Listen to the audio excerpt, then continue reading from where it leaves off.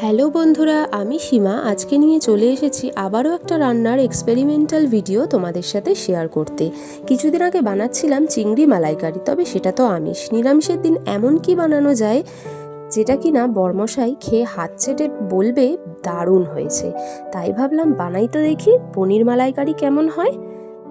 যেই ভাবনা সেই কাজ। বরমশাইকে বললাম বাজার থেকে একটু পনির এনে দেবে, বলল ওকে। তারপরে দেখলাম 250 গ্রাম পনির নিয়ে আসলো, কিউব আকারে কেটে নিলাম সঙ্গে সঙ্গে। তারপরে সর্ষের তেলের মধ্যে কিন্তু কিউব আকারে পনিরগুলোকে নুন আর হলুদ দিয়ে হালকা করে ভেজে নিলাম, খুব বেশি কিন্তু ভাজিনি। দেখো বন্ধুরা, কালারটা দেখি আশা করছি বুঝতে পারছো। এরপরে যে মশলাগুলো আমি সব রেডি করেছিলাম, যেমন সর্ষের তেলের মধ্যে প্রথমেই ফোড়নে দিয়ে দিলাম জিরে, গোটা গরম মশলা আর একটা তেজপাতা। এরপরে কিন্তু আদা, টমেটো আর কাঁচা লঙ্কার একটা পেস্ট বানিয়ে রেখেছিলাম, সেটাও দিয়ে দিলাম। খুব ভালো করে নাড়িয়ে চাড়িয়ে কষিয়ে নিলাম। আর তারপরে দিয়ে দিলাম হলুদ, লঙ্কার গুঁড়ো, ধনে জিরে গুঁড়ো আর অল্প করে গরম মশলা। দেখো বন্ধুরা, মশলা কিন্তু আমার একদম কষে এসেছে।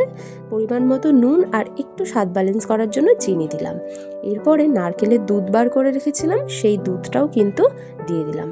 দেখো আমার মশলা একদম কষে এসেছে। আমি কিন্তু এক্সট্রা জল ইউজ করিনি, নারকেলের বাটি ধোয়া জলটাই কিন্তু শুধুমাত্র দিয়েছি।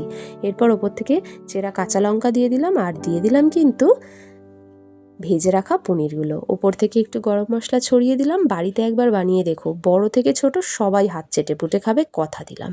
কেমন লাগলো রেসিপিটা?